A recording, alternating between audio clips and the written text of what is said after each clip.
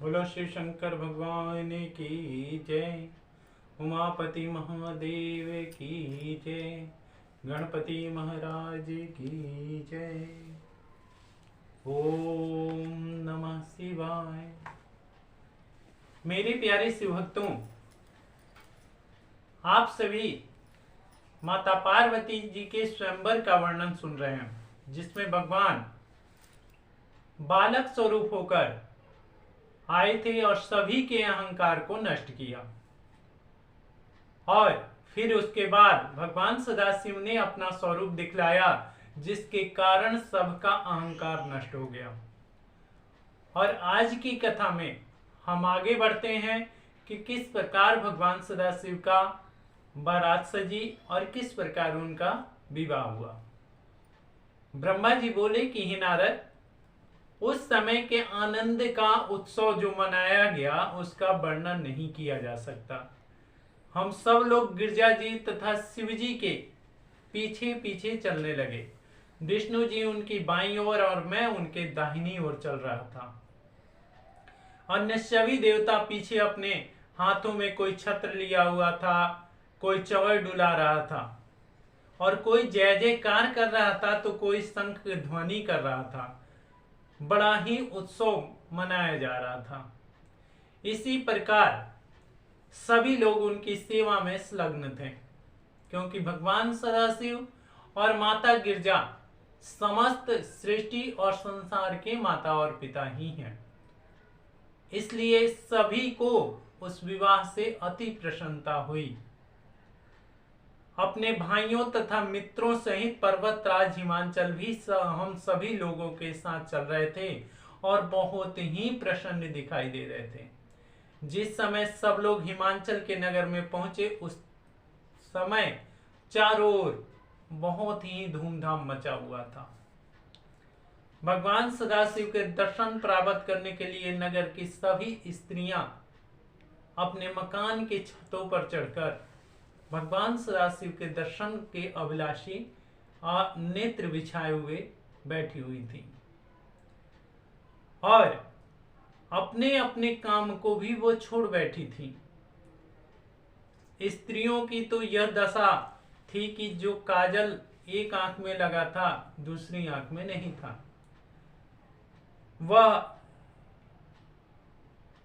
शिव दर्शन की इतनी अभिलाषा देखकर भगवान सदाशिव अपनी प्रसन्नता उनसे नहीं छिपी और वह प्रेम मग्न होकर, किसी की धोती की गांठी खुल गई थी तो कोई इस बात का कोई उन्हें ध्यान ही नहीं था। स्त्रियों की ऐसी दशा को देखकर शिवजी तथा विष्णु जी बहुत हंसते हुए चले जा रहे थे।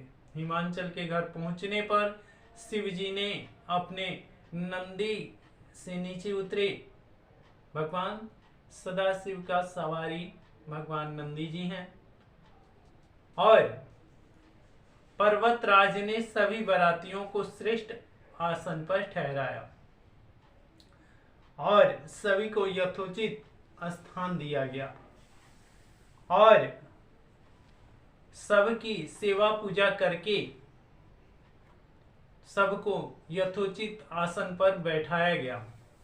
उस समय शिव जी की आज्ञा से उनके वीरभद्र आदि गण भी कैलाश पर्वत से चलकर उस स्थान पर आ पहुंचे थे। उन गणों ने आकर हम सबको प्रणाम किया। हिमांचल के पुरोहित गर्ग ऋषि ने विवाह को संपूर्ण विधियों से संपन्न कराया। मैंने तथा विष्णु जी ने हवन कराया और हवन के मंत्रों का भी उच्चारण किया। उस समय दोनों ओर से दान दिए गए। सब शिवजी ने गिरजा जी का हाथ अपने हाथ में लिया। उस समय के सुख का वर्णन नहीं किया जा सकता।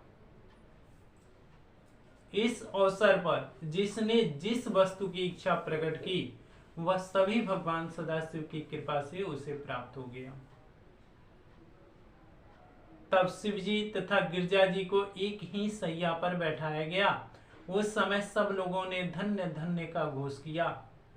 आकाश फूलों से गूंज उठा और हिमांचल ने भगवान भूत भावन को दहेज में बहुत सा धन तथा वस्त्र अलंकारों से सुशोभित किया।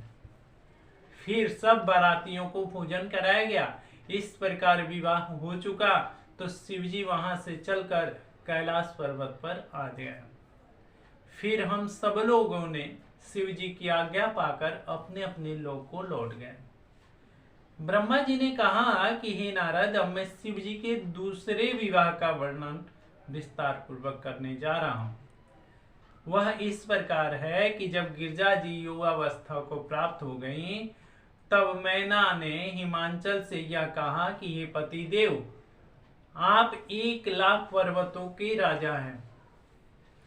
वस्तुतः आप जैसा श्रेष्ठ कीर्ति वाला इस संसार में कोई नहीं है।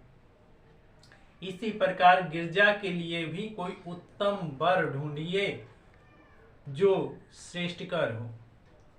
हे स्वामी, हमारे पुत्र तो 100 हैं, परंतु कन्या केवल एक ही है जो हमें जान से भी ज्यादा प्यारी है। उसके लाड प्यार में उसके किसी भी कोने से हमें कोई शिकायत नहीं है। वस्तुतः इसके श्रेष्ठ भविष्य के हेतु हमें अच्छे से अच्छे जगह ढूंढकर उसके लिए वर लाना चाहिए और विवाह करना चाहिए। हिमांचल ने उत्तर दिया कि हे प्रिय, तुम निश्चिंत हो जाओ, जो वर श्रेष्ठ होगा उसी के साथ हम गिरजा जी का विवाह कर देंगे। हे नारद, इतना कहकर हिमांचल जी ने अपनी राज्य सभा में आए और मंत्रियों से विचार विमर्श करने के उपरांत अपने पुरोहित से बोले कि हे पुरोहित जी, आप गिरजा जी के लिए कोई योग्य वर ढूंढिए। हिमांचल की बात सुनकर पुरोहित सर्वप्रथम इंद्रलोक को गए। वहां इंद्र की सुंदरता को देखकर उन्हें बहुत प्रसन्नता हुआ और उन्होंने गिरजा जी के विवाह की चर्चा छेड़ी। उसे सुनकर इंद्र ने उत्तर दिया कि हे पुरोहित राज, गिरजा ने तो शिवजी के लिए अवतार ग्रहण किया है। तुम ऐसी बात करके हमें नरकगामी क्यों बना रहे हो? क्योंकि वह इस सृष्टि के माता और पिता हैं। इंद्र के वचन सुनकर पुरोहित अग्निलोक में गए। वहां भी उन्हें यही उत्तर सुनने को मिला।